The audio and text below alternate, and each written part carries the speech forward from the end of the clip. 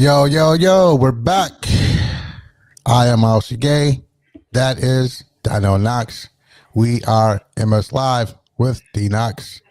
Thank you for joining. How are you, D? I'm chilling like a villain, man. The snow done just it making me hibernate, man, like a bear. Or actually making me feel like a little sissy, man, because usually I could deal with it, but I'm walking a little bit and I'm like, I gotta get back in the house. Yeah. You know, usually I take cold showers in the morning, by the way, so I should be used to it. But no, it's just that little wind that don't go away. You know, just get on your face and you just like get in your eyes and your nose. I'm just up in the house, but it's okay because I'm learning the iPad more when it comes to music making. And wow, what a wonderful world it is. How about yourself, my brother? I've been all right, just working, trying to live in this crazy world we got in right now. But that's it, man. New year, new challenges, new things to do. See what's happening. Thank you, everybody, for joining us. We've been gone for at least 3 weeks. It's been a minute. Close to a month. We missed y'all. Yeah, we did. It's kind of weird. Like I was telling you earlier, I feel kind of like lost. We've been gone. We've been doing shows damn near every week, you know, up until then. So yeah. See what the new year brings. I think it should be good though. All right. So as you know what we do, we're going to do this. So let's get started. Like, share, subscribe to this channel. Hit that notification bell so you know that we are here. It helps us get higher up in rankings and visibility, the algorithms, all that. And just support. Like, share, and subscribe. It's free. Ain't nothing to it but to do it. I like that. MS Live with D-KNOX is also available on Apple Podcasts, Spotify, iHeartRadio, and Amazon Music. If you don't want to see us or can't see us because you're in prison, jail, I don't know, locked up, whatever, you just can't physically see us, but you can hear us, do that. We're there. You can also follow us on Instagram at MS Live with D-KNOX. That is at MS Live with D-KNOX. We're also on X, formerly known as Twitter, at Myles Sergé. Email us. That guy that's in charge of this department is actually here today, so yes, address all your complaints to him, Mr. Roberto. Email us, mslive@gmail.com. That is mslive@gmail.com. Attention, Roberto Ingram. We can do that. Our Munchen brother. Yes, that's it. There you go. Also, if you also like what you see, you want to help support the show, you can PayPal us or scan the QR code that will be here shortly in your corner up there. Every little bit helps us with production costs, help us improve things, and we greatly appreciate it. So, you know, we're not rich, but it helps us along. So yeah. One day we will be rich. We will be rich one day. We'll be like, hey, what's up? But say it happens. Anything helps. Anything helps. Speaking of that guy, well, he disappeared. Before we get, who's this Corey? You see this comment? Do you date each other? What kind of? What? No. Why? Yo, I'm hoping he's joking. Yeah, I see this. What? Wow. Yeah, dude. I don't know. Man. I mean, I don't think I would date Donnell. Just to be honest, I don't know. Are you kidding me, man? It ain't like that, but I don't know. Strictly girls, man. What? You know, he cool and all, but no, sir. We don't date each other. That's good. So this is Corey, Kai, 9712. I don't know, somebody from off YouTube or something, man. Okay, that's fine. So, yeah. That's fine. Cool. Thanks, Corey, for your comment. Bert, what's up, man? How you doing? Bert. I don't know. I'm doing good. I'm good. I appreciate you guys. Happy New Year. Happy New Year to you, sir. Mm-hmm. Look at him up there looking like Run DMC. I had to throw that in there. I'm the king. Run can't do this. Nah. Burn my kingdom. You must use fire. No. How you doing today, man? You all right? Yeah, I'm great, man. Had a nice weekend hustling, trying to get decisive back up and on the road like you guys, and bought a couple of new products this week. Okay. So, and working hard on tracks like like we talked before the on the wrap up. Been doing a lot of self-reflecting and kind of just staying locked in for January, Gotcha. Happy New Year and all of that stuff. It's just been really, can't complain. I miss you guys though. Yeah, we miss you too, man. Myles, before we go, please check the private chat. Yeah. There's a nice gift in there for you. A nice sentence. For me? No, for Myles. Okay. No homo though, you guys. No what? No homo. Yeah, I don't know. Somebody started with some funny comment. Now when I said I love you. Yeah, I'm like, dog, Can I ask a quick question? Yeah. Please. The visual of your studio is not fitting the whole screen. Is that my fault or Oh, you talking about Donnell? no the whole I only see your studio kind of thing. I don't see the whole picture. Oh, I don't know. I see I see the chat down here. Okay. I can Maybe can you hear me? Your screen. I don't know. You're on the phone, right? Yeah. It could be that. Okay. It changes. Yeah, for sure. Oh, really? Oh, okay. Okay. Then good. Then I should go to my computer then. Hey, nice to see you too. Thank you. Word up. Word. All right. So today we bring forth I'd say he's a legend. I think so. It's been around for a while. Nice music. Just nice music. That's all I can say. Nice music. Shoot, yeah, it's very nice. I'm talking about amazing music. What did you? It is amazing. Nice. I'm talking about one of the creators. Yeah. His music to me is warm, man. When I was listening to it, I was like, this is it's warm, nice.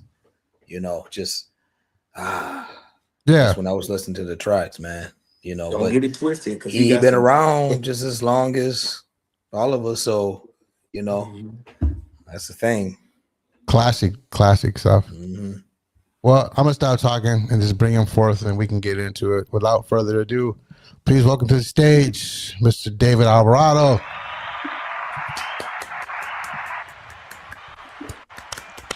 Yo. Hey, how are you? So I can't hear Myles at all, man. So That's if you weird. said He something can't hear cold, me. I didn't hear it. You hear him now? You hear me now? No. As soon as he went live, hit the live button, it all went. It went off. Oh, it all went that's south. weird. But so how you doing, David, man? How you guys doing? have to relay his messages to me. Yeah. You know, I had to. Yeah. So how you living, man? How you doing, folks? I'm all right. I fortunately don't have like the winter you guys got, but I mean it's been good. It's been chill. I mean, like you said, a lot of contemplating this time of the year, a lot of figuring out what's next. The weather kind of has a hold on you in certain ways, so it's like forces you to do things. That's the one thing I'll tell you, man, that I did not understand until I left, California, Southern California, that, like it says, there's a season for everything. And it, it really helps, to have that winter, come in, because it's like it forces you to kind of, you really can't do anything. You can't do much. No, man. But, yeah, because think about it, too. The sun goes away, so people change. Oh, yeah. People really change. Over here in Europe, I can really see it. The sun just affects everybody. So I stay up on my vitamin D supplements because just to keep myself cheery and despite the stuff. But like I was telling Myles earlier, I said this stuff got me weak because it's that little wind that just gets in your face. It don't go away. Right. So it's just like, okay, I'm just going back in the house, man. And plus, the other thing is taking all them clothes off and putting them on just to go somewhere. Right. Even to throw the trash away. Because, you know, it's not like back home in Kalamazoo where I got the trash can right outside the door. Over here in Europe, I got to walk up a little bit to the trash dumpsters to jump the trash away because people don't want it by the building. Now, you know, they don't keep it like in the building. So just to do all that is like put all the stuff on just to go. So that also keeps me in the house. But we just need to focus on other things, maybe more reading, more music. This is the time to get a lot of music done. That's the thing that's like, I always give people back in Cali a bunch of shit because they're always posting, you know, it's 80 degrees in December while, you know, everybody else is, you know, under snow. It's like, and in July, I'm like, you bitches ain't got no water. We got all kinds of water, right? Because we got snow. But it's funny because it's like I didn't really, you know, get like the whole rhythm of the seasons until I moved here. Mm-hmm. And then I realized, like, being in LA, man, it's like Groundhog Day, you know. It's same thing every day. Mm-hmm. And then I go back there and it's like people I grew up with, they still acting like they're 18, you know. 20, 30 years pass by and they're still doing the same. But it really struck me because it's like, you know, the seasons are there for a reason. They mark your life. It's like, you know, winter's coming, so you get ready. Mm-hmm. Then when summer and spring hits, man, you know, people here, they're out. They're never home. You know, they're taking full advantage of it because they know, you know, winter's coming again. Right. But it's a trip, you know. And then I go back to LA and go back to California where it's, you know, Groundhog Day, and you got 50-something-year-old, you know, people hanging out with their daughters in the club, you know, because they think they're still 18. It's like there's no sense of like, you know, life's end because it's the same thing every day. So there's like no urgency to get anything done. So it drives me mad every time I go down there to visit. You know, it's like I let people know in advance because, you know, I'm just that nice. But it's like I go down there and it's like, okay, you know, we hanging out. Oh, you're here? Yeah, I told you several weeks ago I was going to be here. Oh, well, how about, you know, we get together next week? Well, I already told you I'm going to be here only a few days, you know? Oh, well, next time. That's always a next time. But it's like, dude, life, you know, life is short. It's finite. There is not going to be any more next times. So that's the one thing that was kind of interesting, you know, moving up here and having 4 proper seasons, you know. It gets you into the rhythm of life, you know. It just when it's time to hustle, when it's time to, you know, go on and do other things or slow down and stop, you know. Mm-hmm. So it's kind of cool because it's like I don't even try to make music in the summer, man, or when the weather's good in the spring and summer because it's like, you know, we're out, you know, we hunt, we fish, we do all kinds of stuff, you know. Yeah. But so with that being said, man, since you're talking about all this, what is life like there now? And what was life like in LA, coming up in LA, you know, the day to day, you know, what's the day to day like now there for you over there? And what was the day to day like in LA too? You know, it was hard, you know, for me, because I mean, as Roberto would, you know, kind of know, Roberto's an old friend from the OC from Orange County, you know, and it's like, Roberto, God, you were roommates with my cousin, huh? With Corey that's how we ended up meeting. I think you guys were like in Fountain Valley or something in Orange County when we first met. But it's like, you know, I'm from Orange County, so LA, being from LA, it's like 2 different worlds, you know. It still is Southern California. It has its, you know, commonalities, but you know, it was different. It was weird because it's one of those things where it's like you're from somewhere, but you're not really from anywhere because it's so homogenized. It's so, you know, Orange County, you know, was always getting criticized because it's Orange County and it's suburban. It doesn't have any culture, but there was, you know, but it's just not like, I know you guys know Dex and and Santiago and those guys. Yeah. And I mean, East LA was a different spot, you know, LA proper, you know, there was a different vibe. There was different, you know, semi-different culture, but I mean, it was all the same people that kind of inhabited it, you know, pretty early on. And Orange County just always kind of was different because it was kind of late to the game, I guess you say. I mean, you go to East LA, there's some old communities, you know, there's some old hoods.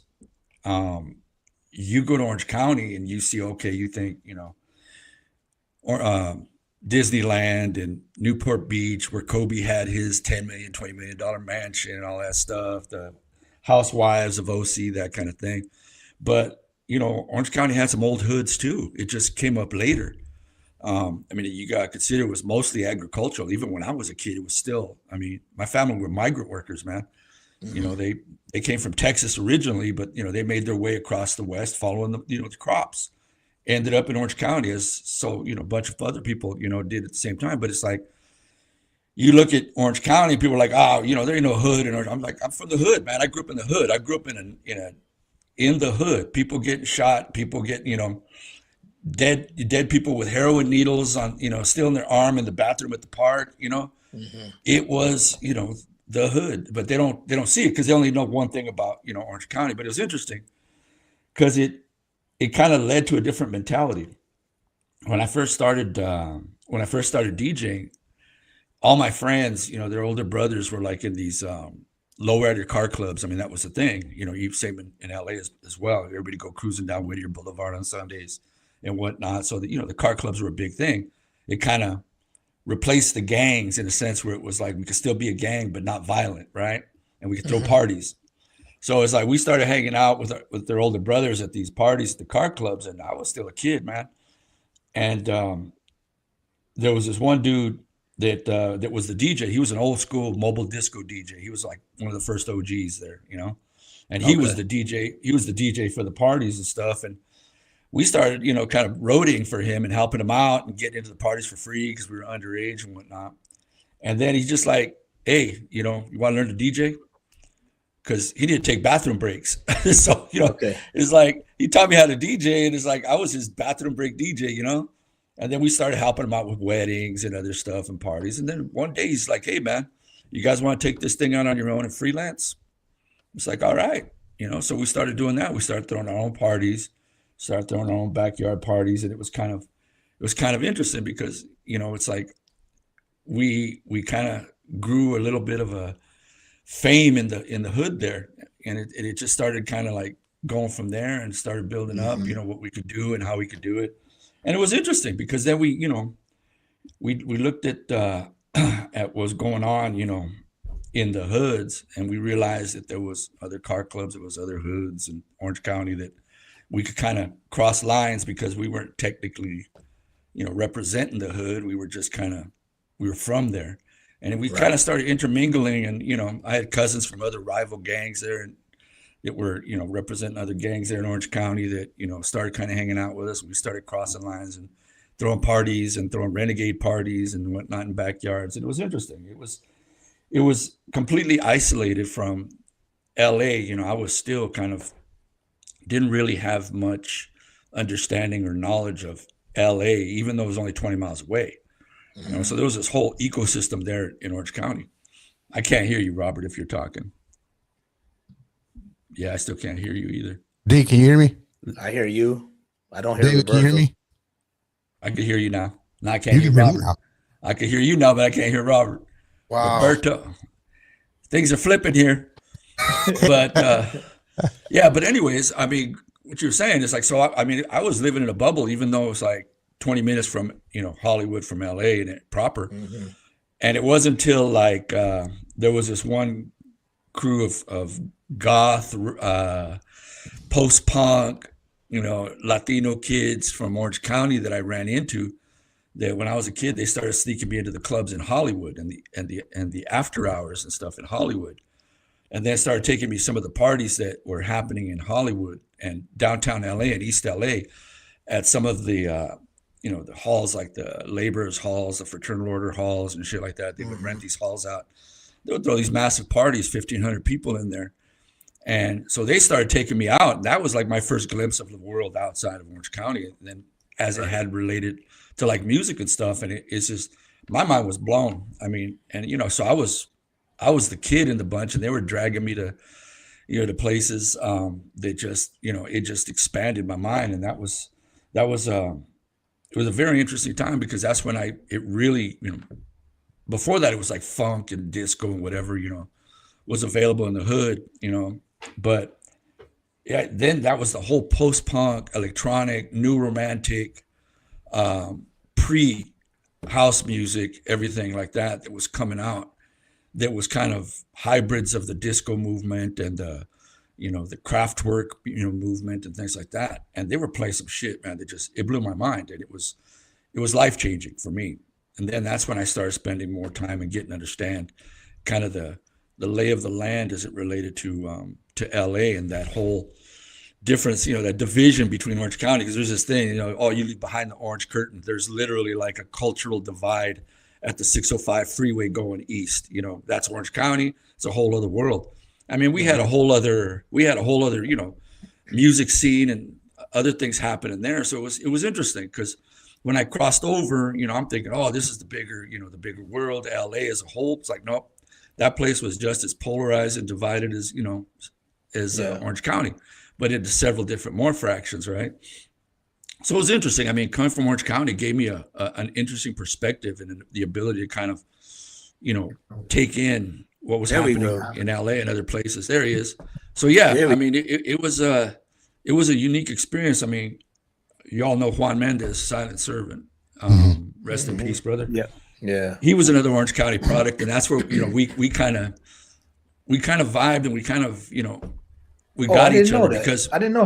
He's from Orange County, and so I mean, it's a different thing, because we got to dip our feet, you know, selectively in what was going on in LA, and then come back. But Dave. Yeah. When you were talking about the hood, Santa Ana. We had Santa Ana. Oh yeah, no, there's several. There's even in Santa Ana, they're all like Irvine. Where I grew up was Santa Anita, and then like 3 miles away was F Troop, which was like the Ruthless, and then you had Delhi, which was on the other side of Santa Ana. Then you had Logan, which was on the other side. There's probably like 4 or 5, you know, hoods within Santa Ana alone, and they're just really old neighborhoods. I mean, these are people that moved there 4 generations ago that were migrant workers. And, you know, so it's like Orange County grew around them. It's like, you know, when all the strawberry fields and all the agricultural disappeared, Orange County grew around them. I mean, shit, my grandfather was in San Quentin several times. He grew up in Newport Beach. He was born in Newport Beach, but Newport Beach was all like strawberry fields and stuff. It wasn't what you see, you know, today, you know, the luxury and everything else. So it's like those places grew around these hoods, and those hoods are still there. And it's amazing, because my uncle was the head of F Troop, the gang. They were like the 18 and under, the 18U, if you understand soccer.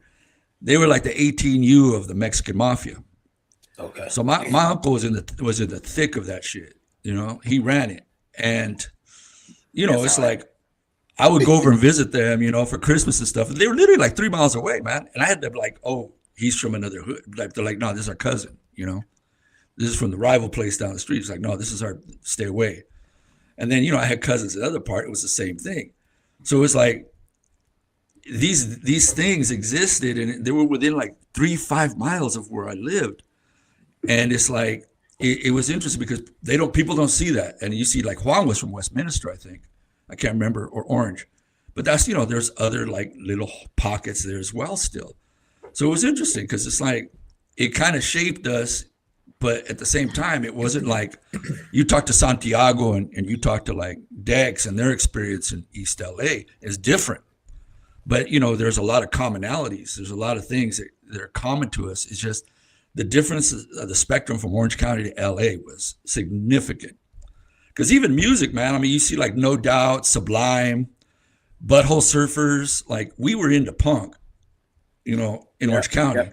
Yeah. But you go down Sunset Boulevard, you see what's happening in LA. It was all the hair bands. It was, you know, It was, you know, Motley Crue, all that shit. That's what was, and then it was like East LA. And then you had, you know, South Central, which was a whole other vibe. And then that's where we started vibing with K-Day and Uncle Jam's Army. When Uncle Jam's Army was throwing the parties, that's where we started getting wind of that. And it was kind of starting to cross-pollinate. You had, you know, you had Africa Bambaataa and them out there. You had Egyptian Lover when he was breaking, you know, all through those parts. So it was like, there was like these pockets of things going on. So what year is this? Just for time reference. 80s. Like 80s? 80s, yeah.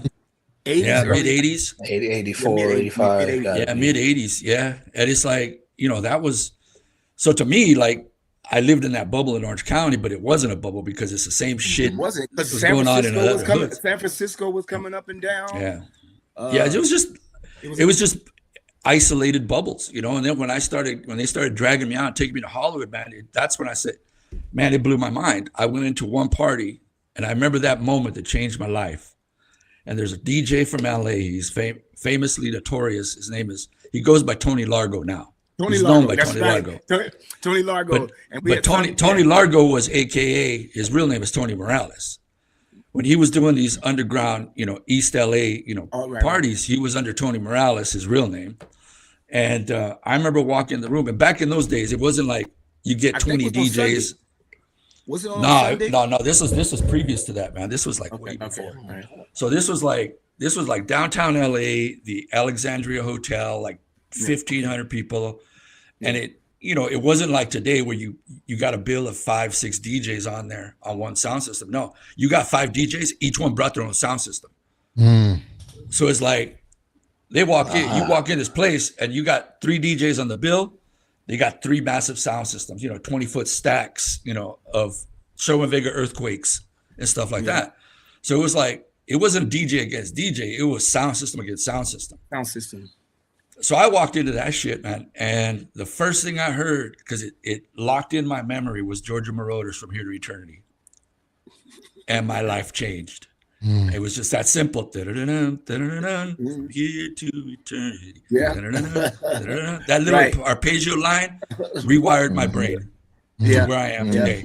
That's true. I mean, so it was life changing. And I mean, it's funny because Santiago and I talked about it, because his older brother, you know, he had like mixes from, you know, back in that day, and that's how we kind of connected Santiago. And Santiago and his brothers, they had mixes from like Power 106 when we did Power 106 and those shows. So it was kind of like there was a lot of these little bubbles that were connecting, but they were still very, because LA is polarized, man. I don't give a shit what you say. And it still is. It's very polarized.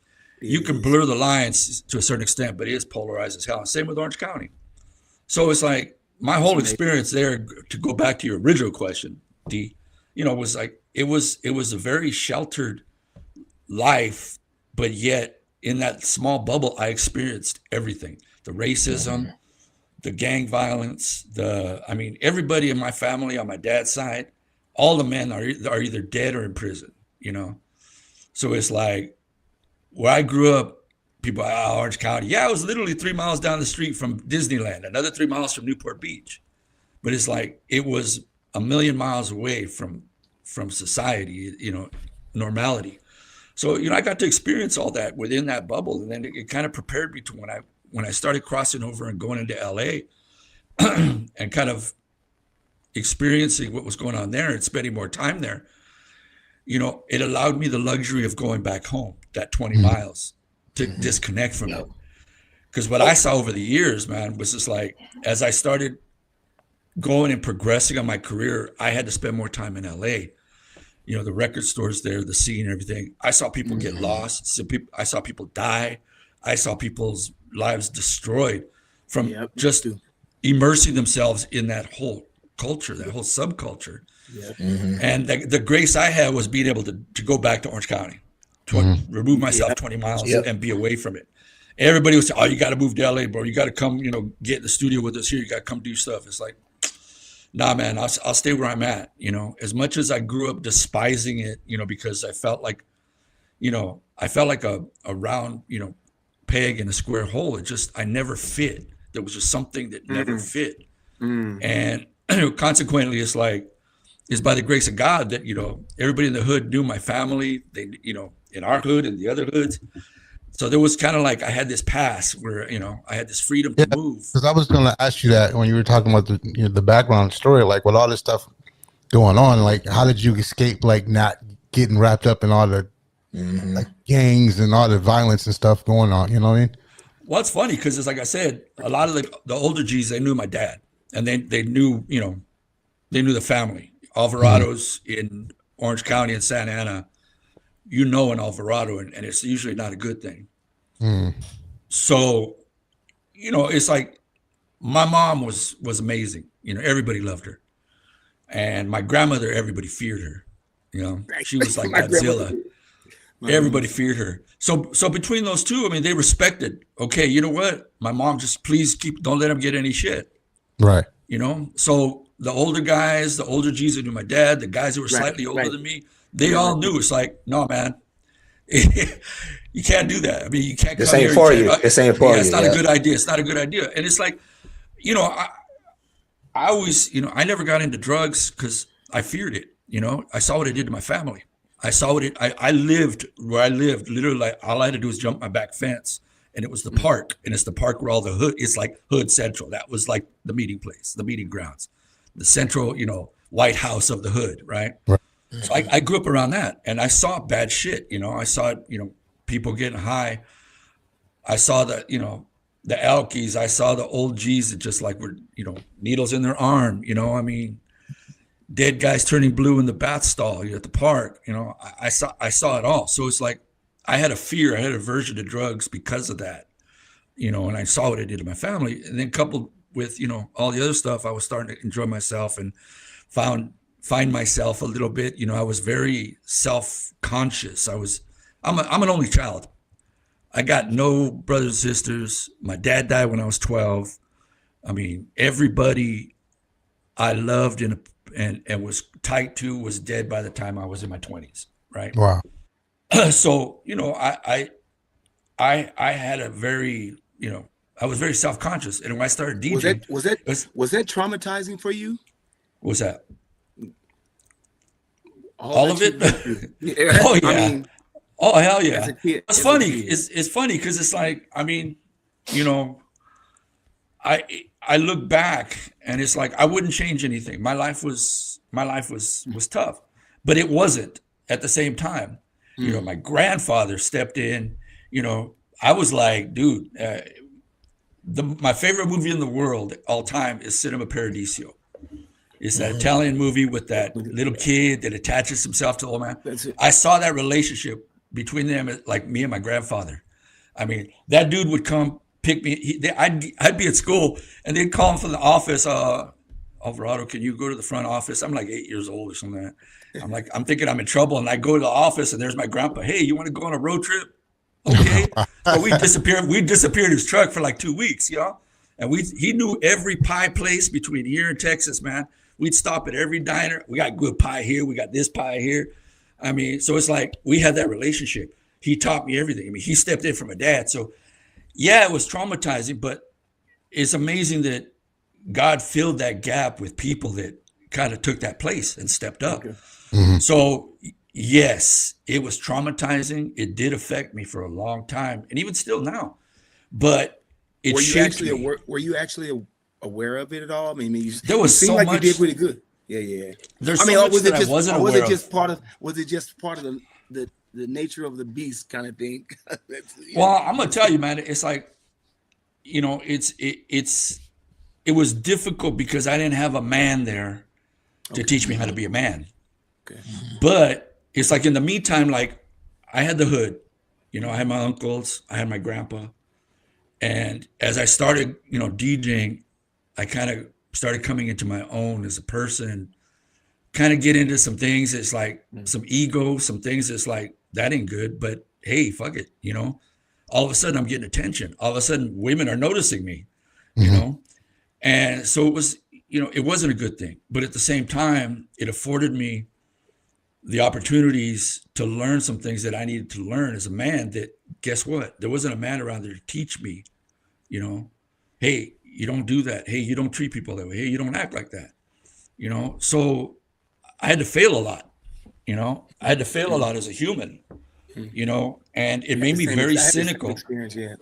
And as you probably know, as Roberto mentioned, you know, off camera, that, you know, I could be an asshole, you know, when it comes, you know, I can be very passionate, but being alone and not having people around me,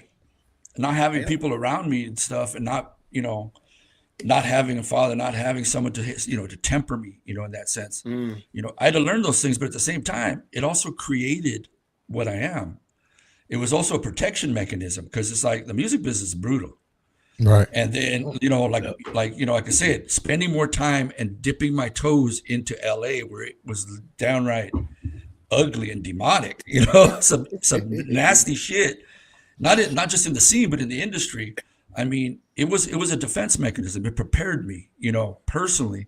It's like, that's why it's like, it's funny, because my son recently said it. He's like, you know what? I finally get you. He says, I see, you know, people either love you or they hate you. You know, you're never gray about it. And I said, yeah. I said, that's the thing. It's the people who are in the middle that, you know, I could tolerate. I'd rather you hate me or you love me. Because at least if you hate me, I know where you stand. Right. So, you know, it taught me a lot of these things very early on that helped me navigate all this stuff, because it was ugly. You know, I mean, it's like, I grew up in a high school, man, that it's like, they split the hood, and part of us went to Fountain Valley, where it was like, that's Michelle Pfeiffer's, you know, high school. You know, it was like Pretty in Pink. You know, that it was like that movie, you know, where you had the socias, you had the people from the wrong side of the tracks. We were the wrong side of the tracks. Gotcha. And it was all these kids in BMWs, you know, driving to school and this and that. It was all white school. Like 12 of us ended up getting bused to that school. Like 4 or 5 black kids ended up going. There was like all the boat people that just came in from Vietnam. And then there was like this ragtag crew of Samoans that my best friend knew, because he was Mormon. So it's like, but that was by design. But we had like the, it was like a Benetton ad, man. It was like the United Colors of Benetton. At lunch, we're sitting there, and it's like, all we needed, you know, was the guy with, you know, I mean, it's just, it was interesting, because it's like, we caught a lot of shit.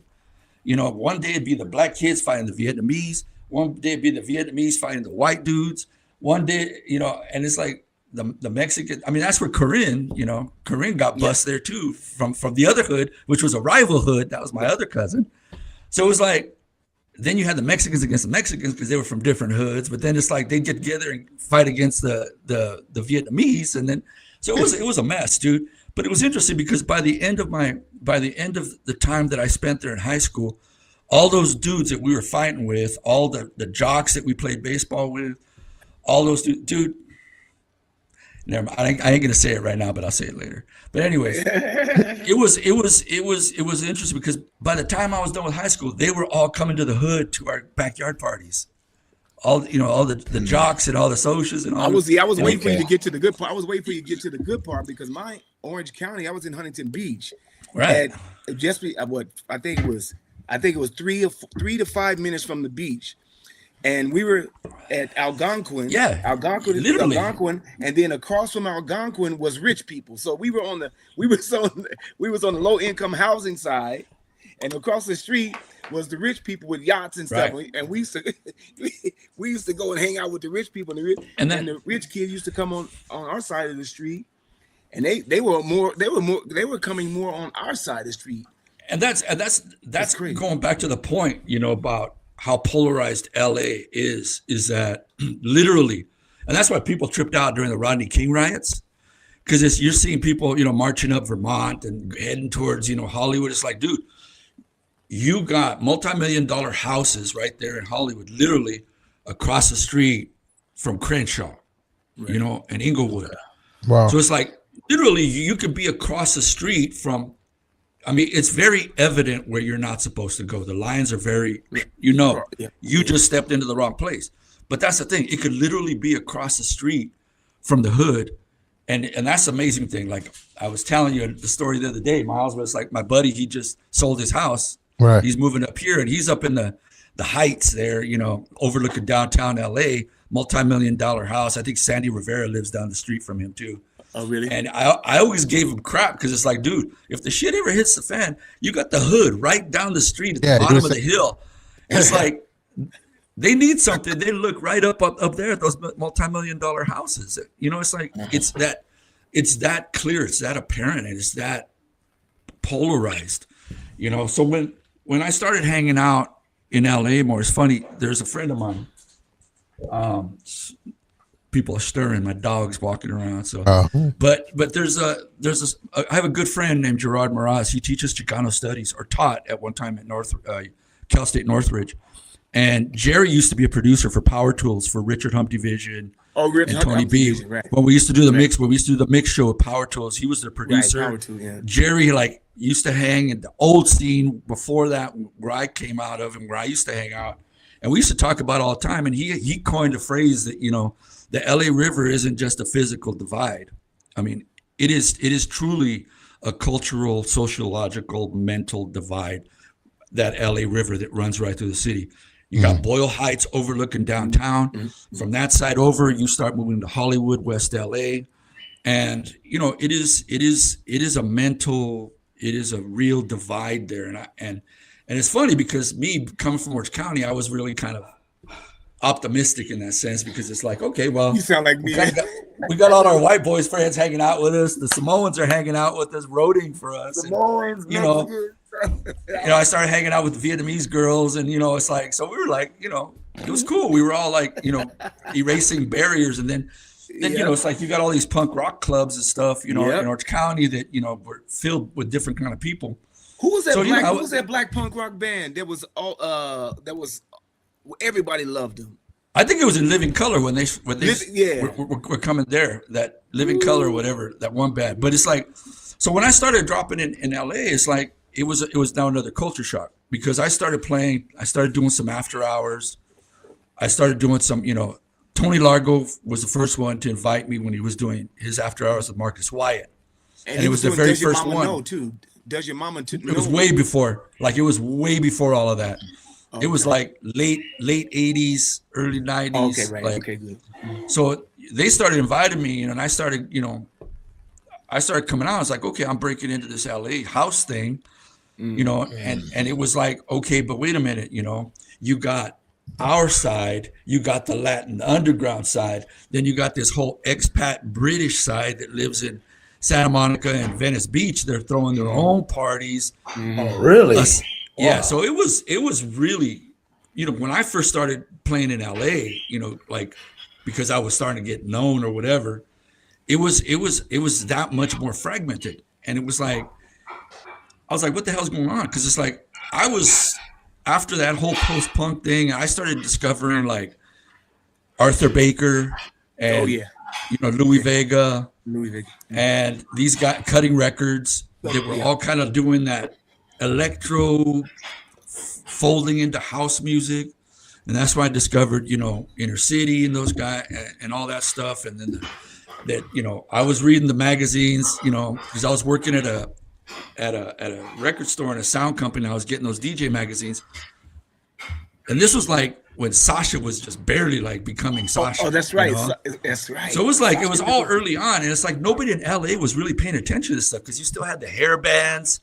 You still had, you know, Uncle Jam's Army that was kind of filtering out. Rap was starting to kind of kick in, you know, with NWA and all these guys. And so there was like no real deep scene, man, in LA kind of at the time. It was just kind of lingering. And I was reading about what's going on in New York.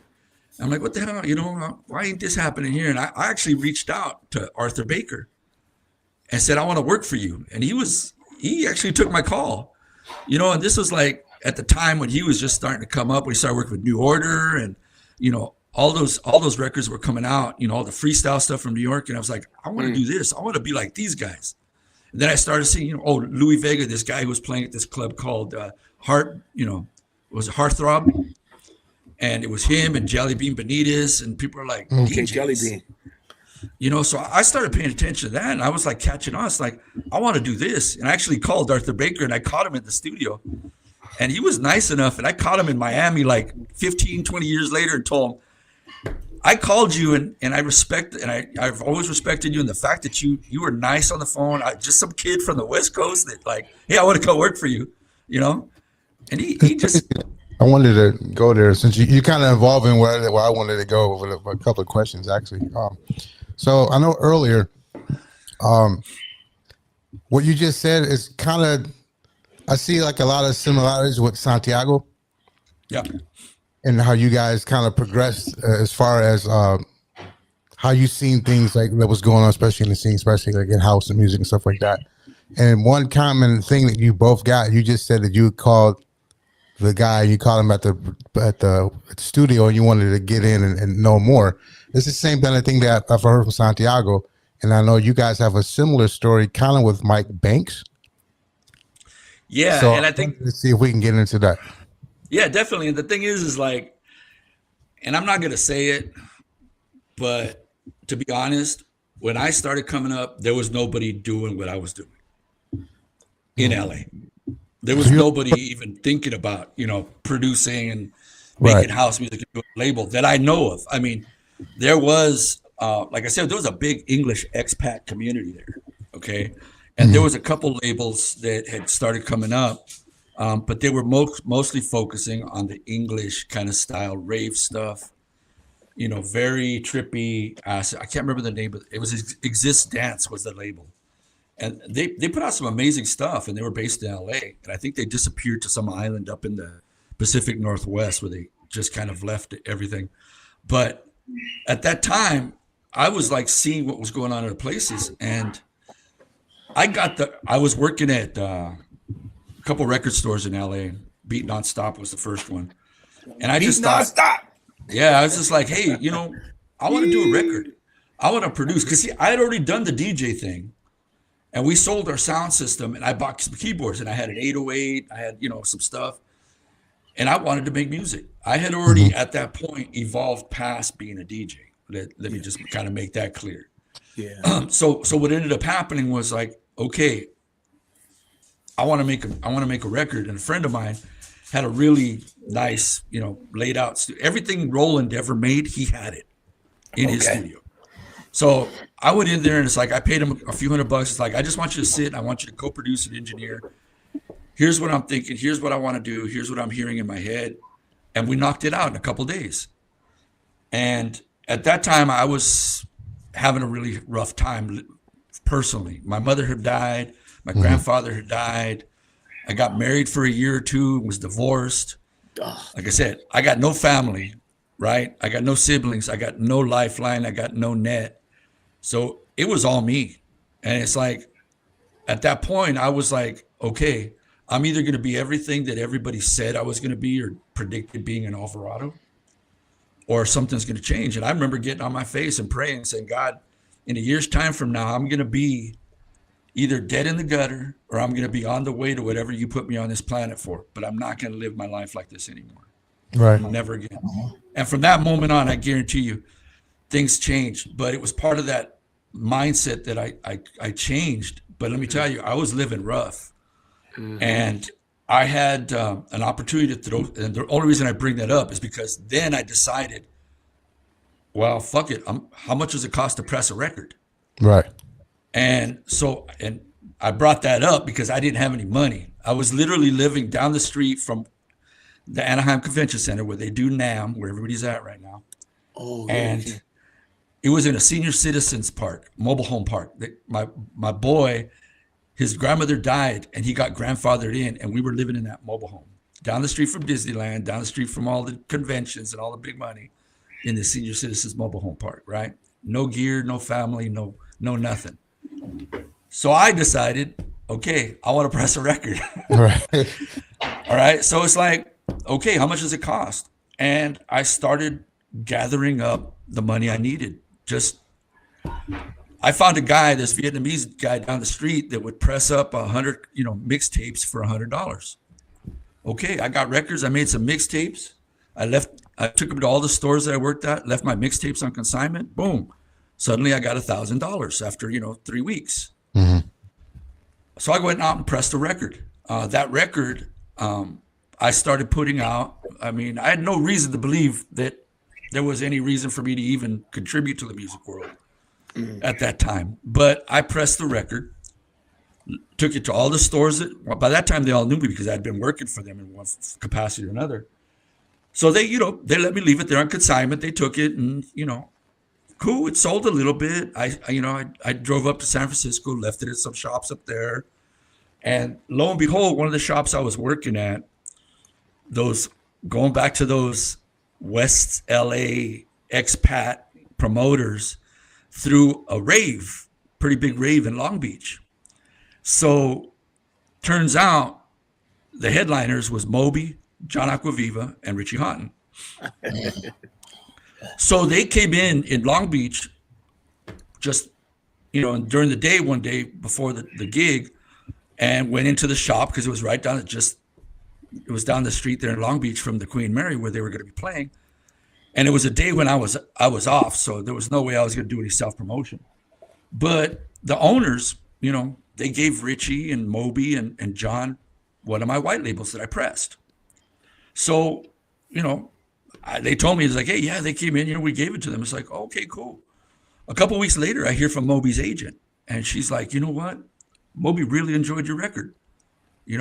Would you send him some more? I'm like, yeah, if you wouldn't mind sending me some of his stuff. And so I got on his list, and I was starting to send him stuff, right? Mm-hmm. So then I got a call from John Aquaviva, and he's like, hey, is this your record? I'm like, yeah. He's like, okay, I think we got it when we were down there in Long Beach. I said, yeah, the owners told me. He's like, me and Richie are doing a label, a house label, and we're wondering if you want to release this on the label.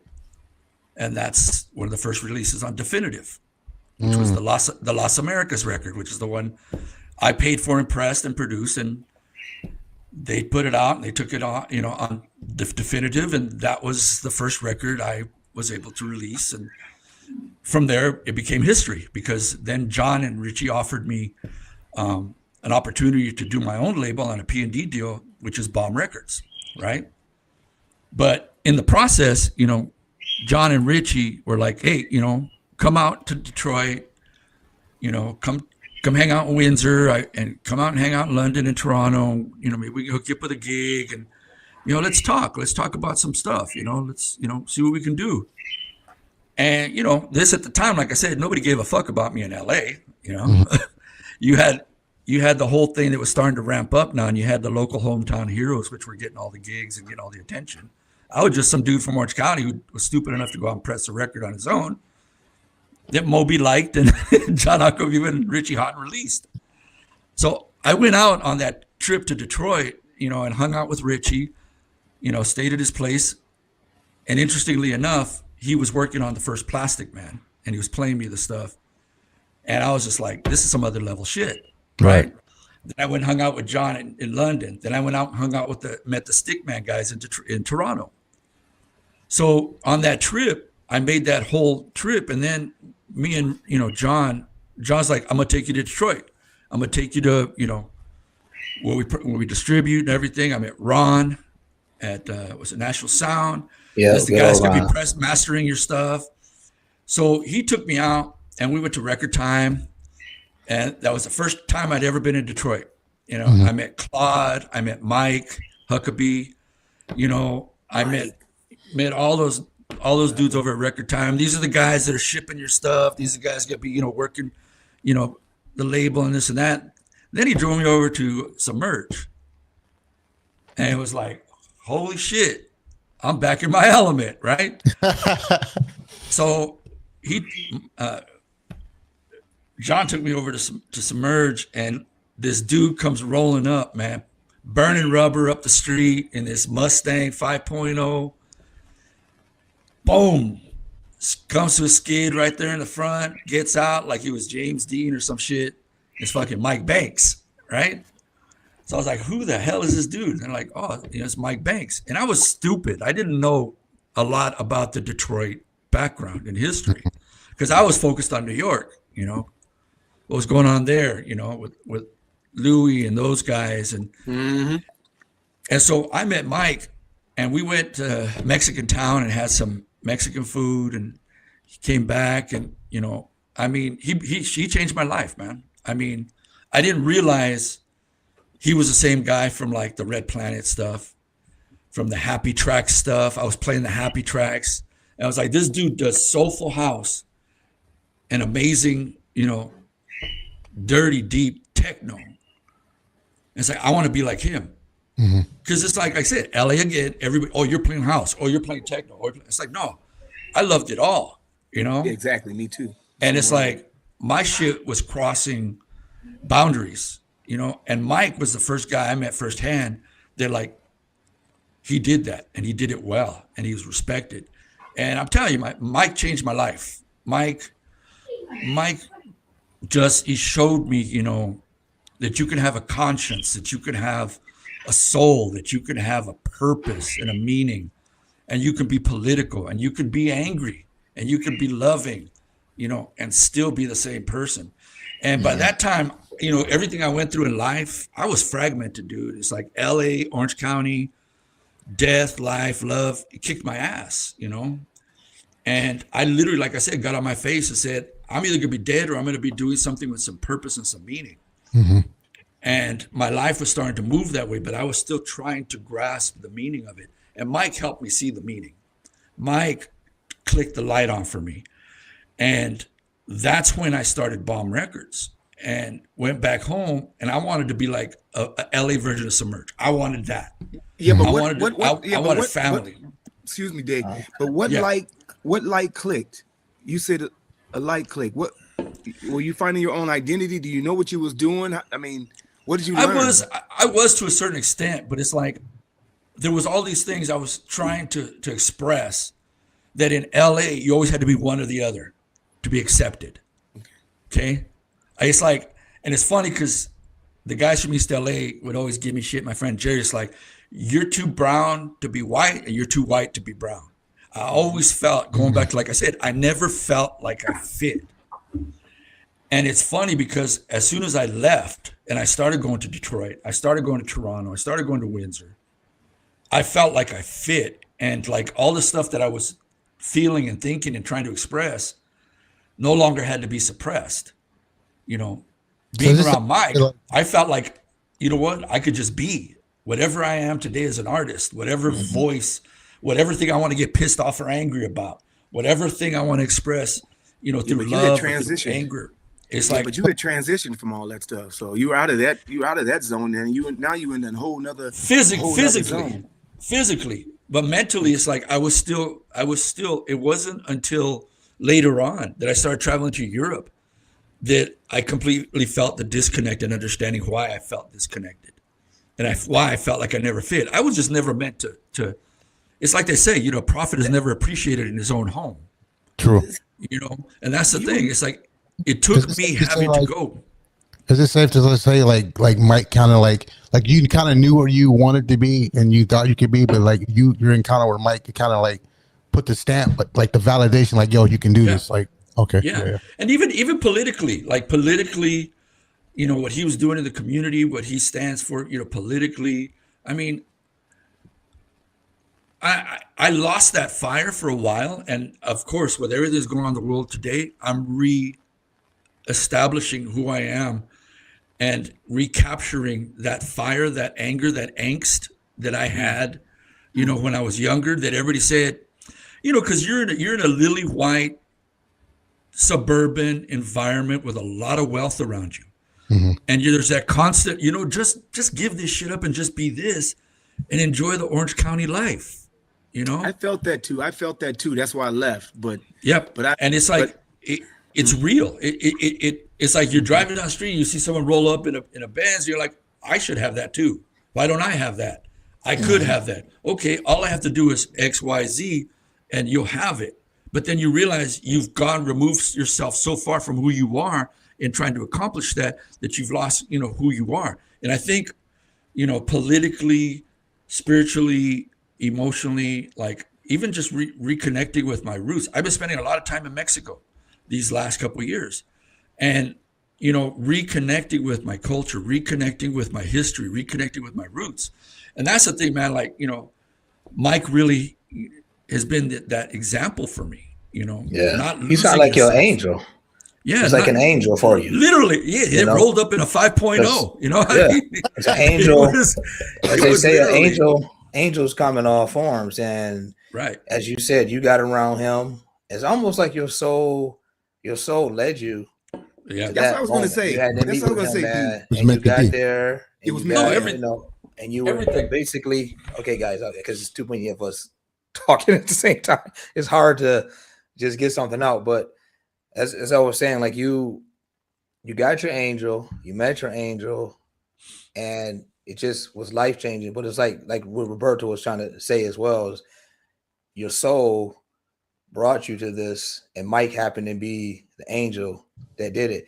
We've all had these kind of moments, because Myles and all of us, we've been talking before, we've been around people, and you just get this certain vibe and this itch, and like, wow, like now I don't exactly want to copy what this person is doing, but I want to do my own version of it. And they just put something in you to just lights that fire, and you get going. And then another thing you just mentioned about going back to Mexico, being around your roots. Now, I have a lot of people that I know in techno.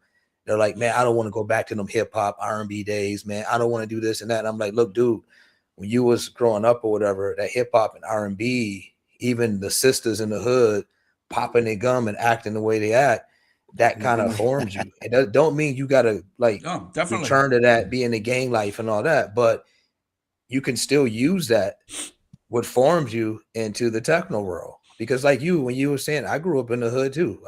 The stuff, a lot of things I've seen, I've seen people get shot. I've seen a lot of things in my own family too, people doing, like, because of my uncle, that's exactly why I didn't go down that route of doing drugs. And even myself, I was doing things I had no business doing, trying to be cool. But it's like, okay, I don't need to return to that stuff, but I also don't need to block it away. And even certain food, because some black people I know, I can't eat no soul food and all this. You can still eat soul food, but you can eat it healthy. Just leave off the hog mogs and leave out all this other stuff. Right. But as you said, your culture, keeping the identity with that and staying with this stuff, because at the end of the day, this techno I don't even like to say, I'm only saying I'm making techno so people can get the idea that what the realm that I am in. But for me, when I'm just sitting here, I'm like, I'm just making music and it's electronic, sitting up trying to emulate what my cousin Jay used to do, Right. And that's the thing. It was like, there was an instance when I was touring, when I started going overseas and went to Germany. And it's funny because it's like going back to that being disconnected, not knowing like I felt like I was from anywhere. It was really interesting because when I started going over to Germany, John hooked me up and started getting me gigs over there. And I started going over. Then I started through my relationships with Strictly Rhythm and some of these New York guys. That's why I started doing some of their parties. And it was funny because I would show up at Frankfurt back in the day when we traveled with our record cases. I'd be standing there waiting for someone to come pick me up. And I'd see people walking back and forth. It's like, that's got to be the dude looking for me. And finally, after 20 minutes, he'd come over. He's like, are you David Alvarado? I'm like, yes. It's like, oh, I was looking for a black guy, I was, they thought I was from Detroit. They didn't know because my records were coming out of New York, coming out of Detroit. They didn't know. So they were looking for, a black guy from Detroit, or, Puerto Rican guy from, New York. So, and I was getting billed from being from anywhere but LA. So it was really interesting because it's like when I started traveling, I started really seeing how much I did not really belong and why I felt that way. And then it's funny because going back to what you were just saying, I got this, there was this one interview I remember in Germany. The guy was like kind of smug. He was like, oh, we got DJs here. What makes you so special? And why should, we bring, you over here? And this was an interview question. And I was like, well, you know what? David Alvarado grew up in Santa Ana, California, was surrounded by this, that, and the other. Every experience that I have experienced, everything I have seen, everything I have heard is not going to be the same as some kid from Frankfurt. Right. And that's what you're going to get. When I express, when I create, when I do, everything that I've felt, everything I've seen, everything I've experienced is what you're going to experience. And it's never going to be the same from D-KNOX to Myles to Roberto to me, because we all came from a different experience. We all saw different things. We all heard. We might have heard a lot of the same records. We might have heard a lot of the same songs. But, we experience them differently. We have put different meaning and attachment to them. Clear. And we express that way. And that's the thing, as an artist, you know, it's like, that's very important. And yeah, we are DJs in that sense. We play the same 20 records probably, but you're never going to hear them the same way played. Nope. And you're never going to, and you're not going to feel the same way as, you know, from one to the other. I said, so, you know, that was kind of an interesting take on what you had just said, you know. You should be on TV, man. You got this, like, I don't know. I'm seeing, do you ever watch the show Power, 50 Cent's Power? No. Okay, oh, yeah, I saw it. Yeah. Now they got the Tommy episodes, but you're reminding me of this dude Miguel on there. Like, I'm seeing it, man. But you the way you talk and your presence and your energy, I think you would do great on TV. He also reminds me of Dave Clark. Yeah. Well, that's the thing, you know. Said it. Yeah. Well, that's kind of the thing, man. I've intentionally held back, and I've intentionally avoided, you know, speaking and being out in the public and in the art world again for a reason. Because it's like, when we were talking about earlier, you know, it's just some people ain't ready for some things. You know, it's got to be at the right time. You know, yeah, but it's I think I don't know. man. If I can say this, I remember watching that transition from you. You did from this side. I was following you and I was watching that transition and from what I know from you personally, when I'm discovering artists, you know, you were who you were and you were on the radar. I don't know what you were going through in the back, but I tell you one thing, you know, the road that you just told us right now, you know, for you, I'm sorry that you had to back up and step out of it and feel like you're probably a role model and inspiration for a lot of people than you even know. And what the story that you just told to me was part of your path, and what I've learned about it too, coming from LA, from where you're looking at the way I knew LA. I had to get out of LA because I knew it wasn't that I felt like I didn't fit. I felt like fuck y'all. That was that's what I'm starting to, exactly what you said. That's what I'm starting to recapture, because I think I started out that way with the fuck this, fuck the police, you know. No, let me finish. Power to my people. I didn't mean no. I didn't mean it in the way I meant it. Like, I'm getting I know I'm dope. I need to get away from y'all because y'all ain't giving me the shot I need. That's part of the same attitude, you know. And go ahead, Myles. Yeah, no, I was just saying, but he made a point, because I think all of us can pretty much say that we all felt the same like that. Like, you know, you don't get, like you said earlier, you don't get the just dude you get from what you should in your own community. Right. And it's sad that you have to actually escape to go elsewhere. But yet and still what he did ran its course. Right. That's what I was trying to say, because I remember this distinctively. I had so many great gigs in LA, Hollywood Palace, Hollywood Palace, Spice, Mandarin Lounge, on Sunset. And after you got to this certain place where you started to, I don't know, I was in the record pool, and I started getting music that wasn't from LA, it was from other, and you wanted to take this creative leap. And I felt like that creative leap that I wanted to take wasn't resonating with, and like you said, they were having all these local guys, and I felt, and so I'm understanding what you're talking about to me. And then you going to Detroit, none of them had that. They didn't have that opportunity to meet Mike Banks and so on. So you was unique. You was in a unique space where you belonged in the first place anyway. And that's where you say, you know, like Santiago and Dex and we have a kind of a similar, and Juan, the same thing. We have a similar, you know, path in that same sense, where we just felt like, you know, I mean, I love Dex and Santiago because, I mean, they love where they're from. I mean, you know, they're down, they're very involved. They love where I never had that. And I'm sad to say, I never had that love for LA. I mean, because I wasn't from LA. I wasn't from that community. Where I was from was very, very black and white. And some people in the same hood that I grew up with, they'd drop me in a second if they had an opportunity.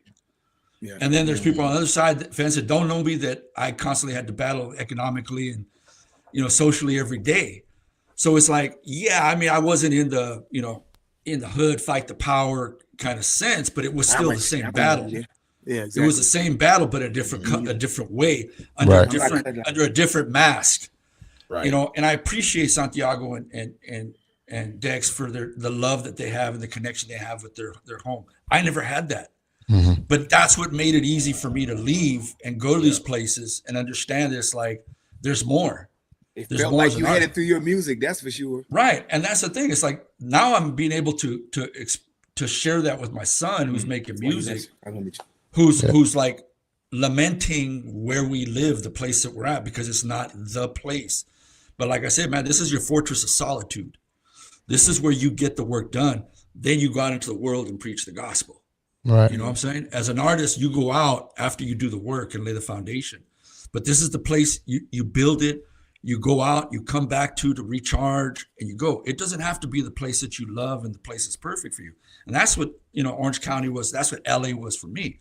I mean, because physically you look at it, it's so far removed from the rest of the world, the rest of the country. It's literally the ass end of the United States. I mean, most of the people there, I mean, it's 6-hour drive to San Francisco. It's, 4 hours to Vegas, a couple hours to San Diego, and there's nothing in between. It's nothing but desert. So it literally is an island, and you have an island mentality there. There's like, oh, you don't want to leave the island, you're going to get eaten. This is the best place in the world. It's like, there's nothing like it. It's like, that's great for you. That's fine. But for me, it's like, what I'm trying to accomplish, this place doesn't feed me. It destroys. Like, I go back for 2-3 days, I'm done. I got to leave, because I could feel that old stuff that used to drive me in the wrong way start to creep in. And old programs start to work. Yeah, and that's just for me, and it's fine. I have friends that love it, that live their whole lives there, and I love them. And that's great for them. But for me, it was toxic. There was a toxicity there. Doc Martin, and it's like Doc Martin's still there. Mm-hmm. Doc Martin, and that's the thing. And that's the thing. They're still doing their thing. Going back to what I was saying, I didn't have any intent on being a DJ again. I already went through that. And then when records started coming out, and Definitive and John, then I had to go out and DJ, because that's how we performed. You coming back? Are you coming back anytime soon now? Let's talk about future now. Ever since then, it's like I've always tried. I could DJ, but I'm trying to be an artist. I've been trying to do this live thing since then, and that's one of the reasons why I started doing the new album. Is because it's like, I wanted to break the chains of the dance floor and focus on creating electronic music that wasn't tethered to the dance floor, to DJing, to the DJ format. Lo and behold, if you listen to the new tracks, the Machines Can Talk stuff, it's all dance floor tempo. All you gotta do is put a beat under it, and it's dance floor. But the perspective that I started from was removing the dance floor. I wanted to make music that I could reproduce live, that I could translate in a live situation with whatever I could muster together, and create an experience that wasn't tethered to the dance floor. Now, if I want to do it in a festival situation or whatever, I can recreate it and reattach it to a dance, experience.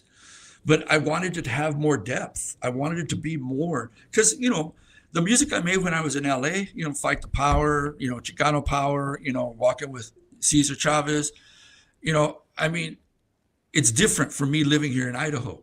I'm constantly surrounded by nature. I fly fish, I hunt.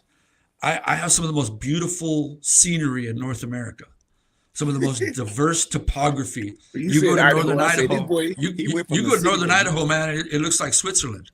And I've been to Switzerland, so I know what Switzerland looks like. So it's an amazing, within 2 hours, I can be completely detached from everything, even cell phone, no signal, nothing. So the music that I was trying to express now, it speaks to my life now. It isn't surrounded by being in clubs and festivals and dance floors, but it can be interpreted on the dance floor and be interpreted in that format again. And that's kind of where I was trying to move forward from being a DJ. I could still DJ. I mean, if anybody offers me a DJ gig, yeah, I'll go back. But you know how it is now. Nobody wants to manage you. Nobody wants to book you. You know, they got the flavor of the month that they're selling, and that's all they're going to sell. I mean, I'm fine with that. But I finally understand that I'm an artist. I'm an artist, and I've understood that I'm in a different stage of my life, a different location, a different place.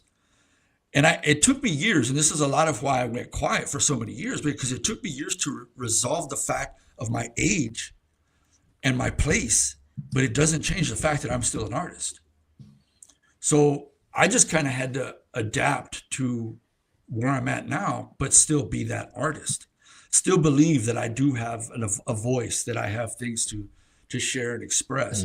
So, it was a lot of wrestling with my own mind and just life, but now it's reflecting where I'm at. Hey guys, I gotta interject here. I got a emergency. I need to roll.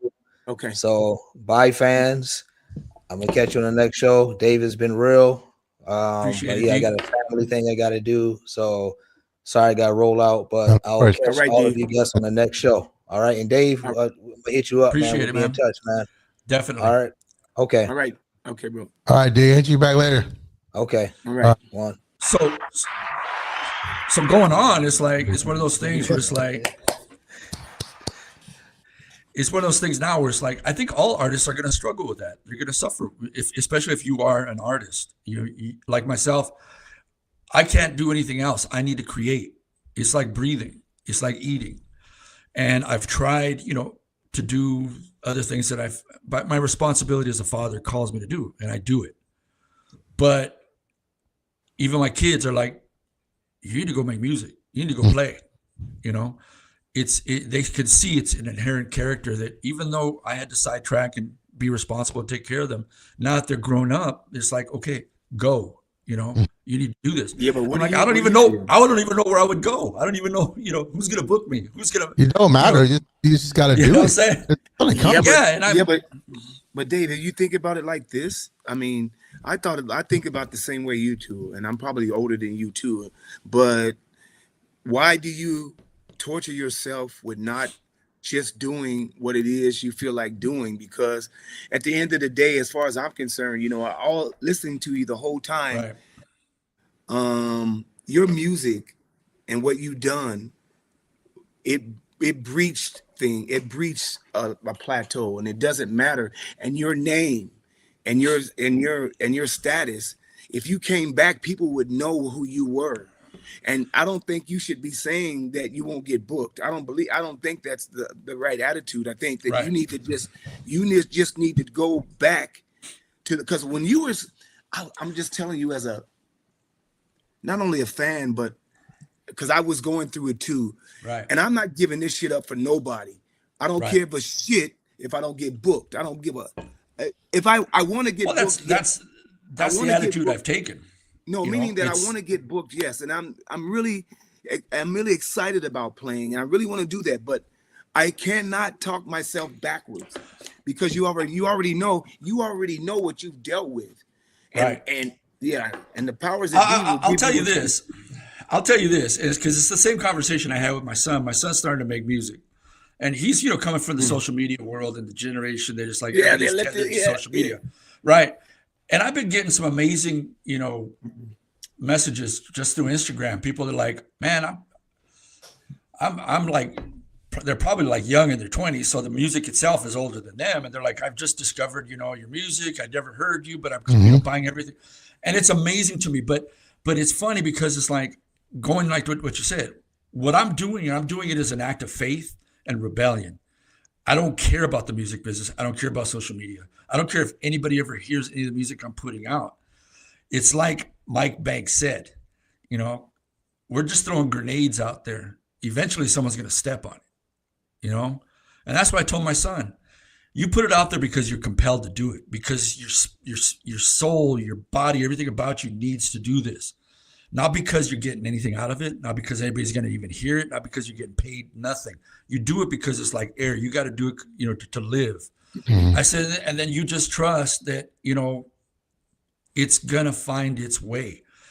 Maybe not now, 10, 20, 30 years down the line. This is your legacy. You know, as an artist, you want your art to outlive you. And that's the thing. And I can say it, I'm complete. I am full. You know, I have been blessed. A lot of why I've stepped back has been out of my obligation, you know, because I didn't have a dad. So when I had kids, I said, I'm going to be there every freaking day, every moment they wake up for my children.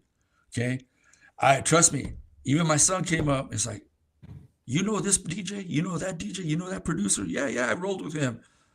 They're millionaires. What happened to you? Why didn't you make it? I'm like, you want to know the reason? I had you.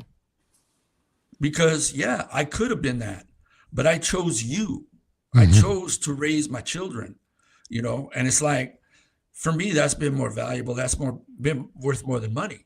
I mean, that's but that's the thing. It's like, you know, one of my favorite artists is oh my God, I just threw a blank. Sorry, Terry Callier. Oh, Collier, yeah. Terry Callier, and I read his story about how he went through that whole rise to fame, and then he suddenly disappeared, and then like after the acid jazz thing revived in England and stuff, and I still love acid jazz. And he got pulled out of the woodwork, right, in the 90s. Like he disappeared for like 20 years. Like he was going up, peak of his career, then suddenly he disappeared for like 20 years, and then he was pulled out of the woodwork by the whole, you know, all these English producers in the 90s. And I remember him being in an interview, and he talked about, I guess what happened was he got custody of his daughter. And she was young. She was a baby. So he's a single dude with his daughter, and now he had to raise her. So he went and worked as a janitor at the University of Chicago. He took night courses on software development. He literally spent like 15, 20 years in obscurity. He said, I had to raise my daughter. She turned 18, 19. She got into college. He got her there. You know, he got her to where she needed to be. And then lo and behold, out of nowhere, his career gets revived again. Second run. And it's like, I always looked at that and it's like, man, you do what's right and the right thing will come. You know what I'm saying? So it's like, I always set myself to like, you know what? Yeah, I could go do this. And I saw a lot of people do it and they're still doing it. And it's like, man, aren't you tired? And then you got to go, you got grown ass kids, you know, at home. I mean, I remember my daughter, you know, seeing my daughter, you know, I did Maya songs for her. That was my daughter's record.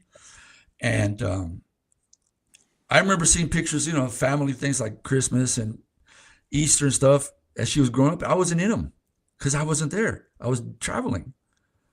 You know, I was DJing. And it's like when my son was born and it's like, okay, you know, I can't do this, you know. I remember being in this situation and I'm not going to do this. So you know, it's like I had to make that decision, you know, but it was like, okay, you know, now I'm at the point where it's like, okay, am I going to do this? Do I still want to do this? Do I still have the capacity to do this? And that's what Machines Can Talk was. I was just inspired. When did it come out? The first record I put out was 2017. It's on Bandcamp if you want to go check it out. Yeah, it's up Machines Can Talk. The first one was just me trying to change the script. And the second one is definitely me changing the script, you know, staying electronic. I mean, that's the whole meaning behind Machines Can Talk, you know. I always was into this sentient machine thing. You know, I grew up, I'm not a musician. I going back to Giorgio Moroder, man, the fact that they could, you know, program stuff on arpeggiators and step sequencers, things like that, without really having a musical background.